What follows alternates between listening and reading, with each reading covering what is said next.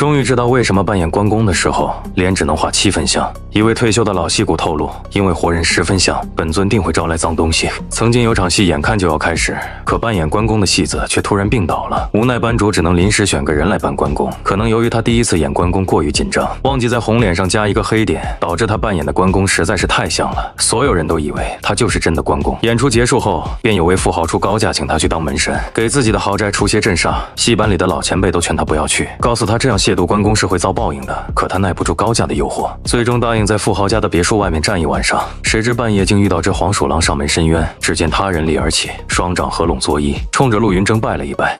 关圣天君，小狐冤屈，还请关圣天君为小狐做主。陆云征一看黄鼠狼居然开口说人话，而且还认错人，真把他当关公了。陆云征还以为是自己喝大了，耳朵里出了毛病，一时间傻坐在那儿，不知如何是好。黄鼠狼见陆云征没反应，也不吭声，就又磕了个头，流着泪说：不是小狐存心闹腾，实在是小狐死得太惨了。那个姓陈的把我逮着之后竟剥皮吃肉，害得小狐死得这么惨，求关圣天君替小狐做主。这下陆云征总算能肯定，不是自己耳朵出毛病，而是眼前这只黄鼠狼真真切切在说人话。陆云征吓得不轻，整个人都僵在那儿了。黄鼠狼说人话，那不就是黄大仙吗？可那黄鼠狼还在那儿一个劲儿的作揖，念叨自己的冤屈。瞧他这副模样，陆云征胆子又壮了起来。你是说那个陈总害了你，对吧？黄鼠狼使劲点头。那你其实已经死了。黄鼠狼又磕了个头。可小狐实在死得冤枉，我一没偷他家的鸡，二也没去他家捣乱，我就在他家边上的河里抓点鱼吃，他就下网把我捞上来，还把我剥皮抽筋，我不服。陆云征琢磨了一下说：那是有点过分了。那你的意思是？我本来想闹得他家宅不安宁，可看在关圣中君您的面子上，我可以不闹。那感情好，那感情好。陆云征赶紧说：你既然已经没了，那就去投胎转世吧，或者托梦成人也不错啊。托生成人也没啥好的，人活着太累了，我活了100多年，在这河边年年都能瞧见跳河的，做人还不如做黄鼠狼呢。黄鼠狼挺纠结的说。陆云征一听直接愣住了，这话他竟然没法反驳。那你的意思是？求关圣帝君封我当神。黄鼠狼直起身板，恭恭敬敬地磕了个头。关圣帝君如肯封我为神，我愿在帝君座下奔走，永为臣属，忠心不二。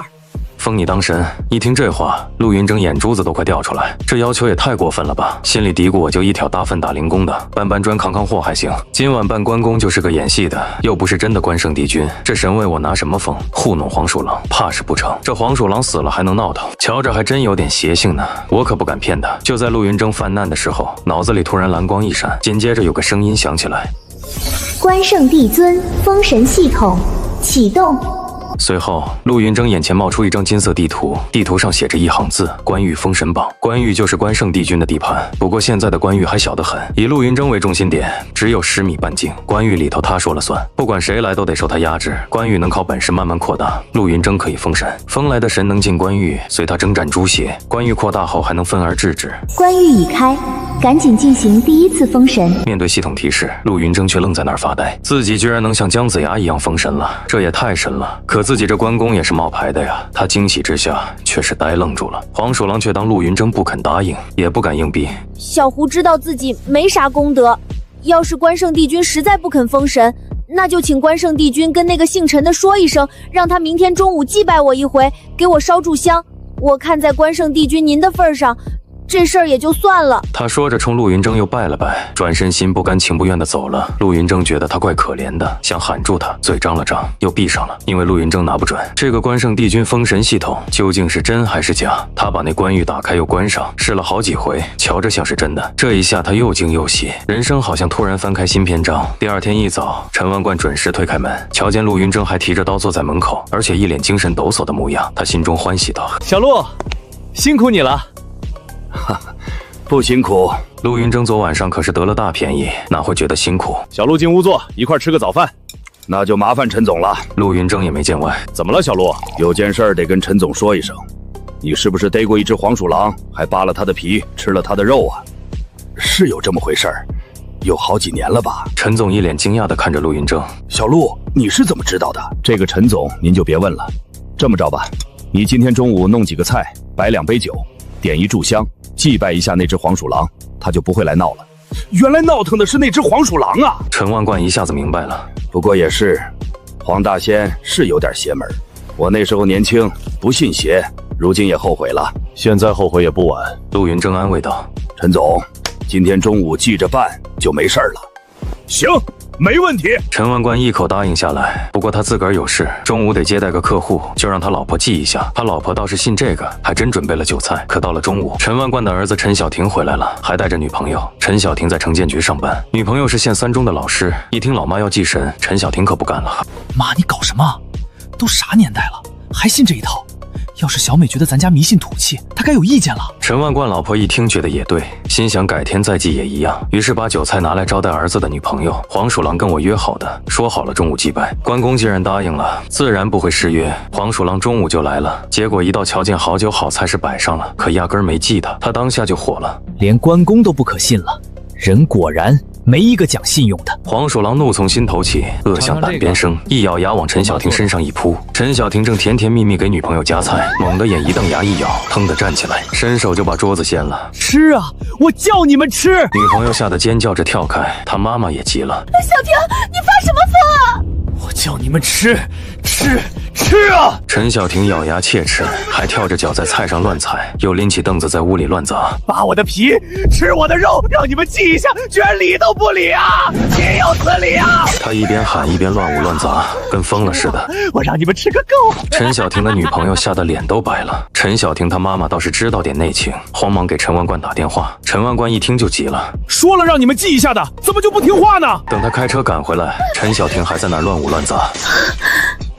我打个电话问问小陆。这时候的陆云峥正在一个小区里扛货搬水泥，刚准备吃饭，就接到了电话。陈总您别急，我过去看看吧。不一会儿，陆云峥骑车刚到陈家，就见陈万贯一脸狼狈在门口等着。小陆，对不住啊，我中午接待客户没在家，就让我老婆记一下，结果儿子正好带女朋友回来，怕女朋友笑话，想过几天再记也行，所以中午就没办。哪成想我儿子就被黄鼠狼缠上了。听他说完来龙去脉，陆云峥点点头说：“是个误会，我看看能不能说清楚。”接着，陆云峥走到屋后，眼睛微微一眯，就看到陈小婷肩膀上蹲着一只黄鼠狼。黄鼠狼瞧见陆云峥后，一脸委屈地叫道：“关圣天君，你也是骗人的吗？”胡兄，这是个误会。我昨天跟陈总说了，他也让他老婆准备了酒菜，可因为他儿子带女朋友回来就没记了。不是诚心骗你。听完陆云峥的解释，黄鼠狼哼了一声，扭过头不看他。陆云峥知道他心里有气，琢磨了一下，说道：“这样吧，你不是想当神吗？”黄鼠狼眼睛一亮：“关圣天君，你愿意封小的当神吗？”可以。陆云峥话音刚落，关于封神榜就出现了，悬在半空中。一看到封神榜，黄鼠狼瞬间两眼放光，立刻从陈小婷肩上跳下来，直接在陆云峥面前跪下，一头触地，恭敬的不行。陆云峥问黄鼠狼想当什么神，黄鼠狼声音里满是恭敬：“全凭帝君赐封，小的愿意在关圣帝君跟前为帝君奔走。”这样啊，那某家就封你为左路先锋吧。黄鼠狼大喜，磕头：“多谢关圣帝君，左路先锋胡三宝拜见关圣帝君。”免礼。陆云峥一摆手，胡三毛化作一缕黄烟，被收进了关羽封神榜里。自此，陆云峥有了第一个手下。胡三毛一进封神榜，陆云峥脑子里同时叮的一声，第一次封神成功，奖励丹凤眼。他两只眼睛微微一麻，结合脑子里得来的信息知晓，这个丹凤眼就是以关公的丹凤眼起的名。关公的眼睛很有特点，细长而窄，平时总是半睁半闭，一旦发威猛的一瞪，对手稍不留神就被他吓住，反应慢点的就给关公一刀砍了。所谓关公不睁眼，睁眼必杀人。系统赏的这个丹凤眼也有一样的能耐，凤眼猛睁时，寒光一闪，能震慑敌胆。不管你是人是鬼，是神是魔，被丹凤眼一瞪，胆气都得卸掉3分。要是胆子小的被瞪这么一眼，可能当场吓懵，任人宰割。虽说只能吓唬人，但也算不错了。陆云峥是个知足的人，多少有点遗憾，可总比啥都没有强。黄鼠狼不再缠着陈小婷，陈小婷自然就好了，只是折腾了大半天，瘫在沙发上，整个人累得不行。好了，陈总，没事了。陆云峥对陈万贯说：“您家公子就是累着了，歇一会儿，睡一觉就啥事没有了。”太谢谢了，小陆，太谢谢你了。陈万贯不停道谢，当场就给陆云峥赚了1万块。他一看是1万块，觉得有点多，可转念一想，人家这是给关二爷面子，就收下了。陆云峥一想到还有好几吨水泥没搬完呢，就先走了。第二天一早，陈万贯可就开始四处传扬陆云峥那档子事。这事就传到了陈万贯一个朋友的耳朵里。他这个朋友姓周，叫周泰来，手里刚开发一个新小区，可盖楼的过程中各种不顺，光工伤事故就出了好几回。然而请了好几路师傅，和尚道士马脚啥的都有，可就是不管用。这会儿听了陆云峥帮忙解决陈小婷的事，当即决定也请陆云峥当一回门神，在新小区门口坐一宿看看。泰来当即就打通了他的电话，说道：我这个工地就是白天经常出点事儿，要不你就辛苦一下，在门口坐一坐，1天1000，怎么样？陆云峥心想，给陈万贯守一夜是500，这会周泰来给1000，那肯定可以啊。很快陆云峥就赶到了工地上，周泰来在工地门口给他摆了张椅子，还撑了一把太阳伞。陆云峥此时换上官袍，带着关刀，在椅子上坐了下来。进进出出的工友看到这一幕，都像看笑话似的看着这滑稽的一幕。周泰来当时就恼了，有什么好笑的？他自己其实也觉得有点搞笑，看陆云峥红脸绿袍，持一把关刀坐在门口，总觉得像唱戏一样。可他只是坐了一上午，工地上就一切安安生生的，哪怕给钢筋戳伤手指的都没有。周泰来原本悬着的心，顿时就有了几分信心。直到下午4点多的时候，一个小包头来找周泰来，看到了陆云峥便好奇地问：门口那是啥意思啊？我这工地最近不太安生，就请关公坐镇一下。关公镇邪嘛。小包头点头，是个办法。但他盯着陆云峥一看，越看看越眼熟，叫了一声小陆，我应了一声。马包头，你来找周老板啊？是啊。马包头回应着，扯着周泰来拐到一个角落，终于忍不住大笑起来。周泰来有点懵地看着马包头，什么事儿这么好笑啊？老周，你知道那人是谁不？谁啊？不就是小陆吗？说完，马包头还拿纸巾出来擦了擦笑出来的眼泪。可你知道小陆是干嘛的不？他就是个揽杂活的，搬砖、打水泥、绑钢筋、推大车，越是力气活，他越是有劲儿。这也没什么吧？草莽中卧虎藏龙，历史上也不少见啊。老周啊，我就问你，你要是个有真本事的，能镇压鬼神的，至于去扛水泥不？那水泥可不轻，一包100斤，打上6楼我就给1块钱，1吨20包就赚20块钱。你但凡稍有一点点本事，会去赚这钱不？别说1吨，我估计你扛1包就得喊娘。1包水泥100斤，扛上6楼才赚1块钱，这得是多辛苦的钱呀！这谁给你出的主意？除了陈万贯，还能有谁？周泰来听他这么一说，再想想陈万贯以往的一些恶作剧，彻底不淡定了。我就不该信了那个家伙。他觉得自己被人涮了，闹了个笑话，顺便也恼上了陆云峥，直接发短信让他回去，1000块也转了过去。陆云峥这边硬着收了钱，又做到6点太阳下山，这才回去。这一边周泰来正准备找陈万贯的麻烦，马包头却说道：你这工地老出事，是要想点办法才行。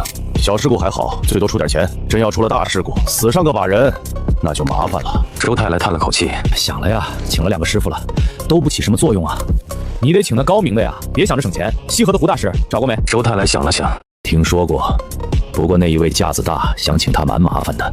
这样好了，你掏8万，我帮你请过来，明天中午准到。周泰来想了想，行，这个钱我掏了，这就对了嘛。马包头当即就打通了胡大师助理的电话，那边要求果然高，不但要亲自去请，还得先把钱打过去。到了晚上，周泰来和马包头一起上门，提了礼物，又花了好几千块，胡大师这才答应，明天中午准时到。第二天中午，胡大师坐着宝马，后面还跟着一辆面包车。胡大师随身带2个女弟子，虽然穿着麻衣，却别有一番韵味。另一辆面包车上下来4个男弟子，还带着一整套的法器、经幡之类。这场面一看就把我比下去了。看看，这胡大师一出场，那高人风范就来了嘛，哪像那个扛大包的？我就是被陈万贯那小子坑了，我非骂他一顿不可。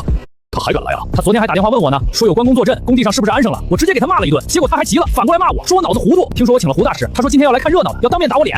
真的假的？马包头倒是好奇了，这意思是他让你请那什么关公，不是恶搞？鬼知道呢。周泰来咬牙道：等他来，你帮我骂他。说话间，陈万贯开着一辆黑色大众来了，他沉着脸，手一指胡大师就开骂，带2个女弟子，脸上春意就写在那里，明摆着不正经。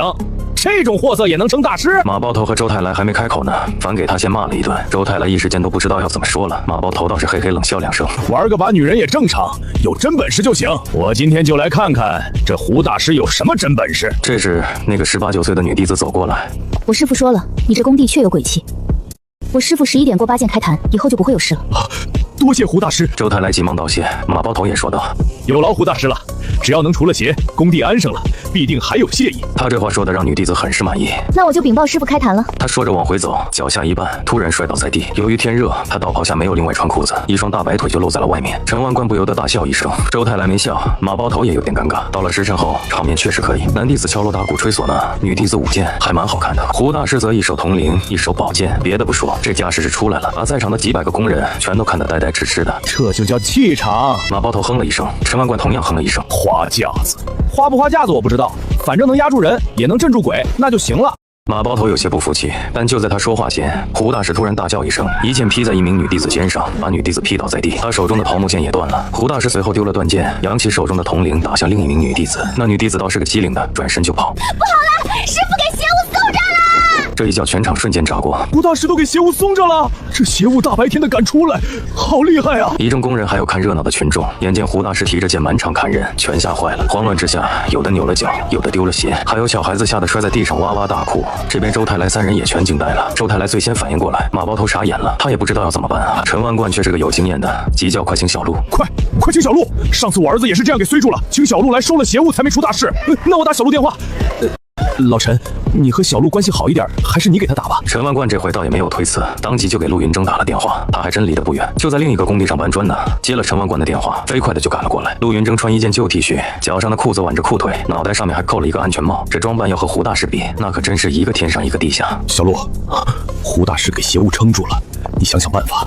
真要是闹大了，老周这工程就不好搞了。他这不是故意夸张，以前只是零零碎碎的商人，可以说是不安生，但也可以解释为工人不小心。但今天搞这么一出，明眼人一看就知道不对，工地上有邪祟，谁还敢来干啊？就算出得起高价，把工程搞完了，闹邪的房子谁敢买呀？周太来当然也明白这一点，马包头则一脸的丧气。声名赫赫的胡大师，别说这小小临县，在西河神道界都算第一号的，不但没拿住邪物，自己反而被碎住了。这不是笑话吗？陆云峥单跑也没拿关刀，不过丹凤眼或许可以用。陆云峥迎着胡大师走过去，胡大师提剑就向他冲过来，眼见冲到5、6米开外，远远看着的周太来几人都悬起了心，却见陆云峥冷冷地看着胡大师，突然一声厉喝：“何方邪物，还不快滚！”说着，陆云峥微闭的眼陡然一睁，凤眼发微，眼眸中2道冷电一闪。胡大师一愣，突然仰天就倒，一缕黑气从他身上冲出来，往地下一钻，就消失不见了。吓跑了，陆云峥暗出一口气，他这回除了关羽封神榜，就是一个凤眼，要是吓不住那邪物，他还真不知道要怎么办才好。当然，怕也是不怕的。把关羽张开，邪物即便敢近身，也伤不了他。胡大师猛地睁眼从地上爬起来，他看一眼陆云峥，也不吱声，转身就走。见他过来，那女弟子说：“师傅，我没事了，那个谁的钱你回头退给他。”很快，宝马车队当即启动，直接开走。这就溜了。陈万贯冷笑，周太来则是愁眉苦脸道：“现在该怎么办啊？”他看着陈万贯，陈万贯道：“我跟小路说说。”小路，那个邪怪被你除掉了吗？陆云峥摇头：“没有。”只是吓退了。周太兰也过来了，惊道：“还在这里面吗？”陆云峥回头看了一眼，他最初觉得丹凤眼无用，刚才用了一下，好像还行，鬼物都给吓走了。但这回一看，发现这凤眼除了吓人，好像确实无大用，并不能找到鬼物。那要怎么办？当然还是拜托小路啊！陈万贯道：“小路，这个事儿就拜托你了，请你一定除了这个邪物。”小路，陆大师，请你一定帮忙。这时他手机短信响了，他一看是银行发的收款提示，那边退了6万过来，先是要了8万的，只退6万，辛苦钱还是要的。周太来这回也没办法，他索性又加了4万，10万块直接给陆云峥转账。陆大师，10万块，请你一定帮忙。这个数字倒是把陆云峥吓一跳，他没文凭没技术的人，就是卖苦力2年甚至3年都挣不到这个数。不过他面上没显出来，试试看吧，我回去准备一下，晚间过来做一碗看看。他这回除了关羽就是一个凤眼，他觉得要把那怪物彻底吓走，可能还是要借关公的位。小路来做一碗肯定管用，我家里就是请小路做了一碗。周太来忙合手：“辛苦陆大师。”不辛苦。他骑了车离开，马包头看着他背影，一脸狐疑。陈万贯注意到了他的神情，道：“怎么着？你亲眼看到了还是不信？没法信啊！我跟他太熟了，以前经常给他活干的，是个能吃苦的人。但你说他能捉鬼，这个我还真是没听说过。什么叫你给他活干？合着扛活的就不能是个人物？汉高祖刘邦不过一亭长，亭长你知不知道是什么？就是管几个兵看个城门的小官。朱元璋更是个要饭的，当过和尚讨过饭，后来当皇帝了，你也瞧不起他们。可这也太神了，我这脑子实在转不过弯来。”陆云峥晚上有事，加之才得了10万块，他也就没去工地了，直接回家。陆云峥吃完饭后，就在院里把关羽打开了。胡三毛拱爪：“帝君，起来吧。对了，你要吃什么东西的不？”有劳帝君动问。胡三毛很恭敬：“我没了肉身，只是阴身，不需要吃东西的。”看他有些犹豫，陆云峥道：“这个老胡啊，我跟你直说，我不是关圣天君，只不过是得了关二爷的传承。好多事情呢，我其实并不了解，所以你不必太客气，有话也不必藏着掖着，直说就好了。”我说的是真的，阴身的话要保持不败，有香火是最好的。没有香火，血气、阴气之类的吸一吸也有好处。但帝君，你这封神榜是个神域啊！我在这里面神气长了好大一格。我本来是阴身，只能附体，并不能打人，但现在嘛，好像爪子都凝实了，可以挠人一下了。他说着还把爪子举了举，做出挠人的样子。原来这个关羽所谓封神是这个功能吗？陆云峥恍然大悟，收的英灵之类到了封神榜上，吸了神气就可以现身。难怪姜太公的封神榜也要到封神完了，那些神才起作用，应该也是这个道理。胡三毛见他凝思，却以为他是在想白天的事。帝君，你是在想工地那个鬼物吗？那鬼物其实我认识。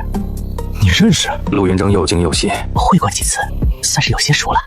那鬼物其实不坏，他是400多年前这里的一个里长倭寇来犯，他带着乡里抗倭，死在倭寇手中。乡里人纪念他，给他建了个庙，也享了几10年香火。可惜后来清代明，他的庙也毁了，就没了香火，最终没能成神，也只是一个半阴身。不过也比一般的鬼要强得多，所以他白天能出来。难怪他白天敢搞事儿，原来是这样。陆云峥兴致勃勃，就跟胡三毛请教了一些神道中的事。这胡三毛开了灵智，勉强算是成了精，只可惜倒没成，中途死在了陈万贯手里。但他百年老怪，知道的东西还真是不少。他也不隐瞒，大致跟陆云峥说了，听得陆云峥兴致盎然。看看天黑，陆云峥道：“老胡，我们回头再说，先去会一会那个七里长。这个容易，过去了我叫他一声，他自然出来。倒是问问原因，看他是为什么要作怪。我估计啊，是这幢房子占了他的地，他那庙虽然毁了，地基在这里呢，占了他的，再不能复原，他自然不高兴，就作怪了。待会儿跟他说和说和，想个办法。行。”陆云峥本来没太大的办法，现在有胡三毛是个熟人，能拉上话就更好了。那我也不要扮那身行头了，直接去吧。陆云峥本来的打算是要把关公的全副披挂都搞上，看能不能借关公之位把邪物吓走。现在有熟人好说话，就不必要了。他收了关羽，骑上车到工地。工地这回冷冷清清，不但工人散伙回家了，看守也溜了，基本都是本地人嘛。原本也是下面乡里的，回家也容易，没人敢待着。有邪怪呢，还不知是个什么玩意。反正在西河都出名的胡大师都栽了，普通人谁敢留下来呀？陆云峥到空地上停下，下了车把关羽打开。胡三毛出来道：“帝君，我去找他。”说着一溜烟去了。没多会，胡三毛就带着一个古代人装扮的人来了。七里长，这便是我东家陆云昭，得了关圣传承，代关圣帝君封神。原来是关圣帝君弟子。七里长拱手作揖。7、6年这厢有礼了，先前不知得罪之处，还望陆先生恕罪。他是半阴身，这世间事也都能看能听，直到现在流行称人为先生。七里长客气了。陆云峥也忙拱手。我听老黄说，七里长还是抗倭的英雄，倒是失敬了。陆先生客气。戚永年再次拱手道：“陆先生是为工地的事来的吧？”是。陆云峥点头。七里长是抗倭英雄，多护乡里，但这工地是怎么回事？是他们得罪了你吗？他们做的有些过分。戚永年恼怒的道：“他这工地下面原址是我的庙，庙的后面其实有我的骨灰坛子，他们拿挖掘机挖的，地挖出来后坛子全碎了，他们也没管，直接装渣土车里倒去了城外，骨灰也全撒了。原来是这样啊，这确实太过分了。骨灰现在还能找得回来吗？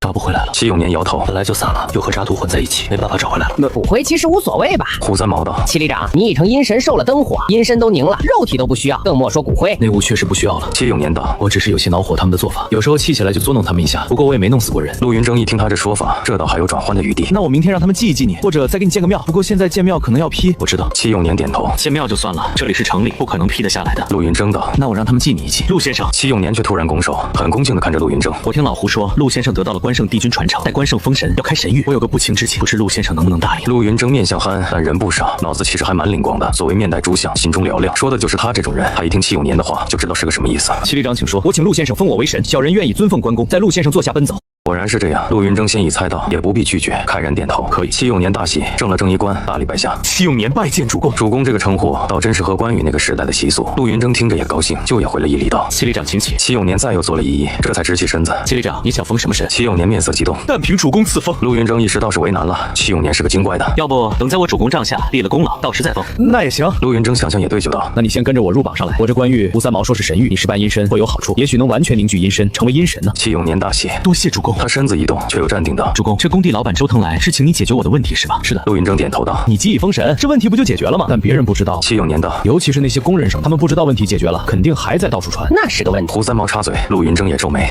戚里长，你有什么主意？我的想法是，我先不入封神榜，明天先配合主公演一出戏。演一出戏？陆云峥好奇。对，我得了香火，也有一点小术法。这底下有一条蛇骨，我可以用术法幻化一条大蛇，便装作是这里的邪物。明天主公持关刀把蛇斩了，我把蛇骨留下，别人见了蛇骨，自然就信了主公，这问题就解决了。好主意！戚里长这脑子，活该当里长。陆云峥大赞，胡三毛也赞，老戚不愧是做过里长的人，把人情人心摸得透。那就这么办。陆云峥拍板，他当即拨打周泰来的电话，那边响2声接通了。周泰来的声音响起：“陆大师，周老板，叫我小陆就行。”陆云峥谦逊一句道：“周老板是这样，我现在在工地看了一圈。”“苗陆大师，那个邪怪还在吗？”“在。”陆云峥肯定的回复。周泰来在那边就吓得心中一跳，声音都有些颤抖了。“那怎么办？我这块地是不是不能要了？”“那倒没必要。”陆云峥道。“徐老板，你莫担心，我能解决。”周泰来大喜：“太好了，陆大师，千万拜托，你需要我做些什么吗？”“别的不需要。”陆云峥道：“我明天中午11点过10分持关刀，请关圣帝君上身斩那邪怪。你把消息放出去就行，愿意来看关圣帝君神威的都可以来。”“那太好了。”周泰来狂喜：“我马上把消息发出去。”又说了几句，他挂了电话，当即就发消息。他一堆乱七八糟的群，每个群都发了一遍。关圣帝君上身，这个牛啊！别人我不信，关圣帝君我是信的。关圣帝君斩邪，准错不了。时间很快来到第2天，陆云峥换上全套的关公行头，绿袍绿帽子，还特意换了一双靴子，模样很是威武。再又涂了个红脸，把长胡子挂上，最后拿了木头关刀，就往苏峰的工地出发。到工地上，人不少，有工人，还有一些附近闻讯而来的居民。好多人举着手机，毕竟关圣帝君诛邪自带流量啊。其中有位女记者也在现场，她叫白冰妍，是百家新闻的王牌记者，出镜率极高。又因为长得漂亮，人称西河之花。只不过现在的新闻点也不好找，每天翻来覆去就那么点子事，百姓看来看去也烦了。男女对立的话题倒是好炒，但上级不允许，普通新闻百姓又不感兴趣。陆云峥这个所谓关圣帝君上身，作为反封建反迷信的反面例子是允许报道的，而这种事情百姓又天然比较关心，再加上关公那可是自带热点的，关注的人肯定更多。白冰妍一通联络，还真就联系上了周泰来。周泰来接到电话，一听说是西河台的记者，而且是他认识的美女记者白冰妍，一时间也不知是激动还是害怕。激动的是他的工地竟然不花钱能上电视了，这要是诛邪成功就是最好的宣传了。害怕房子卖不动，害怕的是万一诛邪不成功呢？他一时间有些犹豫，不过想了想，还是一咬牙答应下来道：“陆大师是明天中午11点过10分诛邪，如果苏记者那个点过来要直播的话，我这边可以配合。”那就这么说定了。白冰妍做记者的非常干脆果断。谢谢周老板，我明天11点之前一定过来。此时白冰妍坐在采访车看着陆云峥，陆云峥这个扮相，红脸绿袍黑胡子，让白冰妍一撇嘴，果然是个农民工，俗不可耐。他这其实是带着主观的火气，如果是客观来说，戏台子上的关公就是这扮相啊，凭什么陆云峥这么打扮就俗了呢？白冰妍下了车，那边陆云峥也下了车，正和周泰来、陈万贯几个打招呼，看到白冰妍走过来，后面跟着扛着摄像机的大东。陈万贯对陆云峥道：“小陆，西河台的记者要采访你，不过那个记者没安什么好心。”他这就说得非常直接了。陆云峥回头看到白冰妍，眼光不由得一亮。白冰妍很漂亮，身材也很好，陆云峥还是他的忠实颜值粉丝，今天见到了真人，他的眼光自然就亮了。白冰妍也看到了他，本就奔着他来的嘛。眼见陆云峥一回头，四目对上，陆云峥眼光一亮，白冰妍却不由得暗暗的一蹙眉头，暗叫：“还真是贼眼如金了。”陆云峥得了凤眼，哪怕不用功，眼光也远比普通人亮堂。但白冰妍心中有成见，眼光亮，他也不往好里想。他走近对陆云峥道：“你就是那个说会关公上身的农民工陆云峥吧？请问你怎么证明关公上身了？”这等于直接就说陆云峥是在骗人。陆云峥虽然是白冰妍的铁粉，但他却知道对女人不能太惯着，你越惯着他，他越把你当舔狗。陆云峥微微一笑：“白记者，你听说过一句话没？”“什么话？”白冰妍眼光清冷，虽然没有明显的带着憎恶，但也没有半丝笑意。“关公不睁眼，睁眼要杀人。”这和我的问题有什么关系？白冰妍稍有点恼了，这些江湖骗子就是这样，惯于绕来绕去的，把问题绕开。有关系。陆云峥坚持。有什么关系？白冰妍索性就问，身为王牌记者，他有着自己的骄傲，他不相信陆云峥能绕过他。你看着我眼睛。陆云峥自己眼睛微眯，我在看着。白冰妍点头，陆云峥暗暗一笑，运气凤眼，眼睛突然一睁，白冰妍只见得眼前一道冷光闪过，脑中瞬间一片空白。什么也不能想，只感觉到一股强烈的杀气，就好像有一把刀劈头盖脸砍下来一般。白冰妍一声惊呼，不由自主的连退几步，差点摔倒。即便站稳了，心脏也砰砰狂跳，额头上冷汗疏疏落下，双腿发软，小腹间更有一股强烈的尿意。你做什么？大东扛着摄像机在拍，是在侧面看到白冰妍惊叫后退，他怒喝：“我什么也没做。”陆云峥收了凤眼，要笑不笑的看着他。你看见我做什么了？大东确实没看到他做什么。陆云峥和白冰妍之间至少隔着半米的距离呢，白冰妍为什么突然这样呢？他一头雾水，转头看白冰妍：“白冰妍，你没事吧？你怎么了？”白冰妍这会儿才醒过身来，但给这么一下，先前那一枪间怒火什么的，突然间全都泄掉了，整个人心气都有些萎靡不振。我没事。他摇了摇头看陆云峥，与陆云峥眼光一对，他心下一虚，忙把眼光垂下去。我没事。素来骄傲的西河之花，这一刻竟是不敢与陆云峥这个他鄙视的江湖骗子对视了。他这个情形，周泰来、陈万贯和马爆头几个全看到了，不由得个个惊讶。陈万贯暗赞：“好个小陆，果然手段非凡。”周泰来则是暗惊：“他搞什么？怎么看一眼白记者就吓成这个样子了？”而马爆头在震惊之余又极为迷惑：“就只是看一就能把西河台的美女记者吓成这个样子？可不对啊！他在我手下揽活的时候，不是最老实、最肯吃苦的一个吗？”陆云峥则是暗暗一笑，转头对周泰来道：“周老板，时间差不多了，辛苦陆大师了。”如果说今日之前叫谢大师，还有点勉强，见了今天这一幕，他可是心服口服了。先前苏妍在他面前那个骄傲啊，可这会就像双打的茄子一样，陆云峥看一眼就能让骄傲的西河之花变成这个样子，他怎么能不心服？陆云峥点点头，转身走向工地。苏妍看着他走过去，对大东道：“大东，你先拍着，我有点头晕，上车休息一下。”大东点头说好。苏妍摆摆手上了车，把车门关上。他从随身带的包里拿了一块护垫。看了一下还算好，他先前真的有些担心，那强烈的尿意实在是把他吓着了。要是当场给吓得尿了，裤子还给人看见，他的记者生涯也就到头了。他垫上护垫，眼见陆云峥走到了楼栋前面，大约30米左右站住了。他想了想，还是下了车。虽然陆云峥那一眼确实吓到了他，但这会缓过劲，他反而就更怒了。是的，面对陆云峥，他不敢怒了，心气虚了，但在背后却只会更怒。我倒要看看这个神棍到底玩什么。他暗咬银牙，只见陆云峥站定，举着关刀，大喝一声：“大胆要挟！光天化日之下，竟然敢扰人生事！某家关羽在此，速速出来受死！”他这声音极大，四面围观的人则是鸦雀无声，所有人都瞪大着眼睛看着，包括白冰妍在内。不过他嘴角微微上掠，漂亮的唇边挂着一缕冷笑。这种表面手段他见得多了，不稀奇。下一刻他眼光一凝，因为他看到楼内突然窜出一股黑雾，不过他只是愣了一下，随即就冷笑出声：“还有托，果然会玩。”围观的百姓不像他那样先入为主，顿时就惊呼声四起：“这黑雾是妖物！妖怪要出来了，快跑！”怕什么？关二爷在呢！围观的百姓有的往后退，有的则强撑着，唯有白冰岩反而往前面走了几，走到大东前面道：“大东，都拍下来，看他玩些什么花样。”大东点头，可话音刚落，他眼珠子陡然瞪大。只见楼道里钻出来一条大白蛇，它身长至少有7、8米以上。素颜本来嘴角始终挂着冷笑，看到这么大一条大白蛇，他的冷笑不见了。即便是托，这蛇也太大了，到哪里去找这么大一条蛇？全世界都找不到吧？难道真有蛇妖？他三观开始迷乱了。蛇会说人话，不可能，应该是录音之类的假把戏。但这么大的蛇到哪里去找？而且也太逼真了，科技有这么发达了？他一时间完全迷糊了，想要信吧，实在不愿意相信；想不信吧，眼前的一切又让他找不到真相。却听陆云峥喝道：“这本是人类世界，念你修行不易，又却是情有可原，去山里另外找个洞做窝吧。”休想！